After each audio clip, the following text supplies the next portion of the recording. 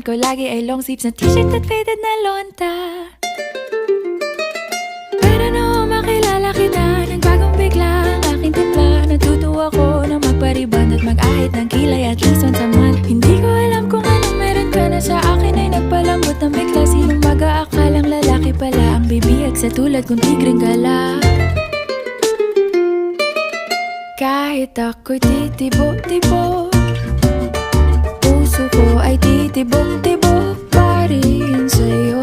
Isang halik mo lamang at ako ay tinatablan, at ang aking pagkababae ay nabubuhayan na para bang bulaklak na namumukadkad.